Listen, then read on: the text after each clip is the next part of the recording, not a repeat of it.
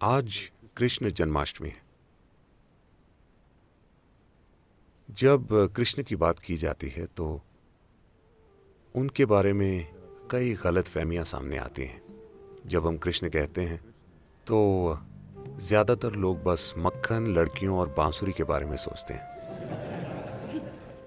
हाँ, लेकिन हमें समझना चाहिए कि मक्खन में उनकी रुचि सिर्फ 6 या 8 साल की उम्र तक ही थी और लड़कियों का साथ सिर्फ 16 की उम्र तक था। 16 की उम्र में जब उनके गुरु सांदीपानी ने ये समझाया कि उनके जीवन का उद्देश्य क्या है, सबसे पहले उन्होंने वृंदावन छोड़ दिया और कभी वापस नहीं गए। कभी वापस नहीं गए, ना तो अपने रिश्तेदारों से मिलने, ना ही वहां के लड़के लड़कियों से मिलने। वहीं उसका अंत हो गया। 16 की उम्र में वो चले गए। जब वो जा रहे थे, आज जब हम कृष्ण कहते हैं तो हम राधे कृष्ण कहते हैं।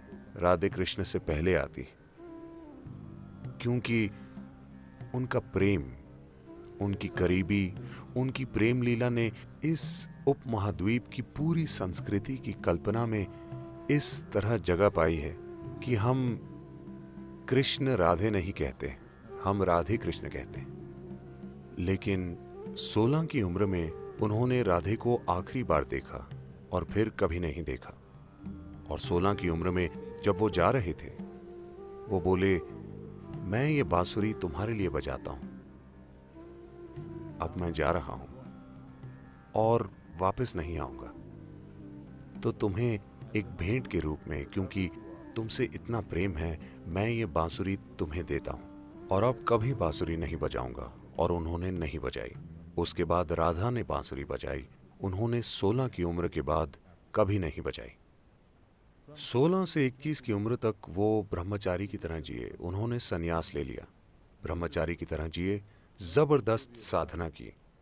उसके बाद उनका पूरा जीवन समर्पित था राजनीतिक प्रक्रिया और आध्यात्मिक प्रक्रिया का मिलन करवाने के लिए। इसका अंत तबाही के साथ हुआ, लेकिन उन्होंने हर संभव काम किया। इन चीजों की कभी बात नहीं की जाती। उत्तरी भारत के मैदानों में उन्होंने 1000 से ज्यादा आश्रम बनवाए, क्योंकि वो आध्यात्मिक प्रक्रिया को अलग चीज नहीं बनाना चाहते थे। वो आध्यात्मिक प्रक्रिया को जीवन का हिस्सा बनाना चाहते थे। जैसे हम जीते हैं, जैसे हम ब्रश करते हैं, वैसे ही ध्यान करें। वो आध्यात्मिक प्रक्रिया को एक अलग तत्व की तरह नहीं, बल्कि जीवन की मुख्य धारा में लाना चाहते थे। विशेष रूप से देशों के शासकों के जीवन में, उन सभी देशों के जो उस समय मिलकर भारत बनाते थे।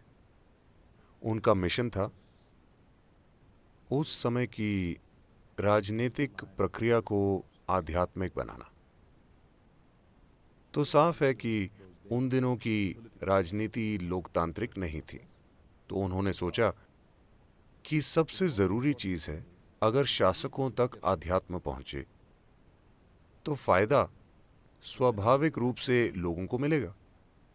जो लोग दूसरे लोगों के जीवन को संभालते हैं, जैसे राजा या प्रधानमंत्री या आज के राष्ट्रपति या किसी कंपनी के सीईओ, क्योंकि उनके नीचे लाखों लोग काम करते हैं, जब आपके पास ऐसी जिम्मेदारी है तो हर विचार जो आप पैदा करते हैं, हर भावना जो आप पैदा करते हैं, हर काम जो आप करते हैं, वो लाखों लोगों की जिंदगी को प्रभावित करता है।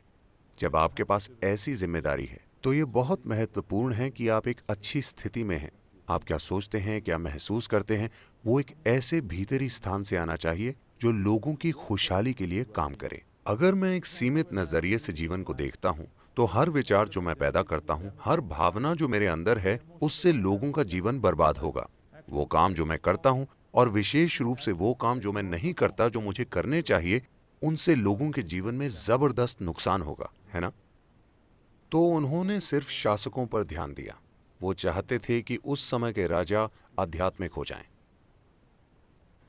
दुर्भाग्य से इसका अंत तबाही के साथ हुआ, कुरुक्षेत्र की तबाही। एक भयंकर युद्ध जिसमें पुरुषों की एक पूरी पीढ़ी खत्म हो गई। पर फिर भी हम उनकी पूजा करते हैं। हर वो चीज जो वो रचना चाहते थे वो असफल हो गई कुरुक्षेत्र युद्ध के साथ। एक चीज जो उन्होंने हर हाल में रोकने की कोशिश की वो था ये युद्ध, लेकिन सबसे भयंकर युद्ध हुआ और वो खुद, उनके अपने परिजन आपस में लड़े और एक दूसरे को मारा। पर हम उन्हें भगवान कहते हैं क्योंकि इस सब के बीच वो आनंदित थे, वो अछूते थे। एक भयंकर सच्चाई, एक भयंकर नाटक से जो उनके आसपास हो रहा था, पर फिर भी अछूते। इसीलिए हम उन्हें भगवान कहते हैं। ये आप भी कर सकते हैं, है ना? आप दुनिया में सबसे सफल बनेंगे या नहीं, ये कई सच्चाइयों पर निर्भर है। पर क्या आप एक सफल मनुष्य हैं? मतलब आप अपना जीवन जागरूक होकर चला सकते हैं, या जब जीवन आपको परेशान करेगा तो आप एक जानवर बन जाएंगे? यही सवाल है। अगर ये एक सवाल आप सफलता से संभाल लेते हैं तो हम आपको भी भगवान कहेंगे। हाँ,